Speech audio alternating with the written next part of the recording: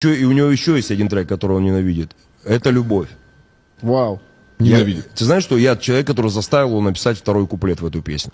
Потому что он мне скинул демо, говорит, блядь, что это хуйня, блядь, послушай нахуй. Мне нравится, как он говорит о своих искренних, милых песнях, вот так, блядь, хуйня, ебать, послушай, блядь.